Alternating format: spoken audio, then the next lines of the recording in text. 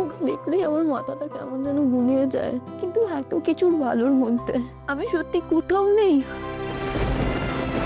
আজ কলেজে আসার সময় ওই লোকটার সাথে দেখা হয়ে গেল। লোকটা কে? অনুভব দা?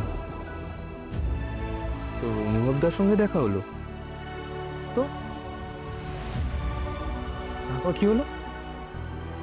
অনুভব দা তোর সঙ্গে কি আবার খারাপ বিহেভ করলো? অপমান করলো?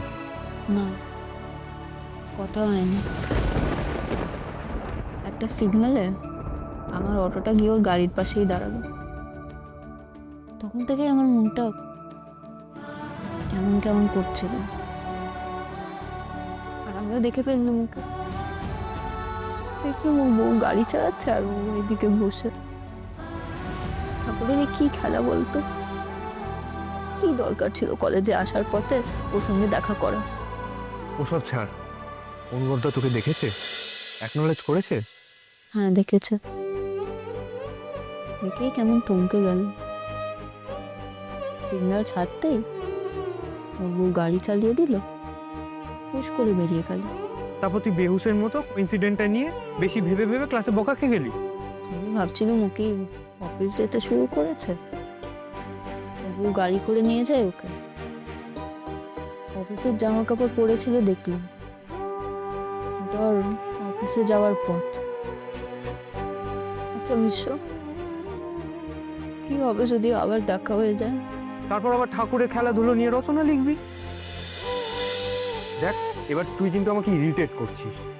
আরে তোরা দুজনেই সাউথ কলকাতায় থাকিস, আর অফিস টাইম কলেজ টাইম দুটোই মোটামুটি এক। আর রাস্তা তো সবার, যে কোনো সময় যে কোনো মানুষের সাথে দেখা হয়ে যেতে পারে, আর হবেও। কিন্তু সেটাকে তো মেনে নিয়ে এগিয়ে যেতে হবে, তাই না?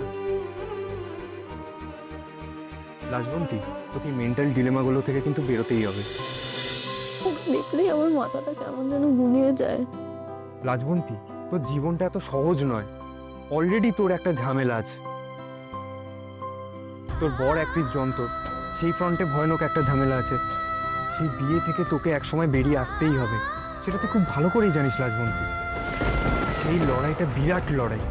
বিশেষ করে তুই যে ব্যাকগ্রাউন্ড থেকে আসছিস সেটা তোর জন্য আরও বেশি ডিফিকাল্ট। এর মধ্যে এই ফ্যাকড়ার মধ্যে ঢুকে নিজের মেন্টাল ব্যালেন্স নষ্ট করে তুই নিজের ক্ষতি করতে পারিস না। এই জটিল মনস্তত্ত্বের প্যাচে পড়ে তুই কেন নিজের রেজাল্ট খারাপ করবি?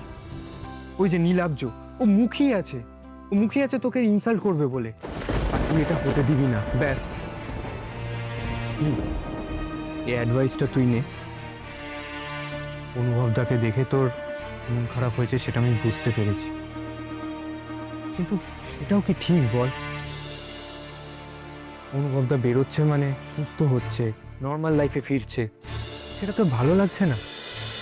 হ্যাঁ, লাগছে, কেন লাগবে না? আমি তো রোজ ঠাকুরের কাছে এটাই প্রার্থনা করেছি যে ওই লোকটা সেরে উঠুক, ও সব আগের মতন হয়ে যাক। কিন্তু এত কিছুর ভালোর মধ্যে আমি সত্যি কোথাও নেই। আমার জীবনে আমার এক ফোঁটাও জায়গা রইল না।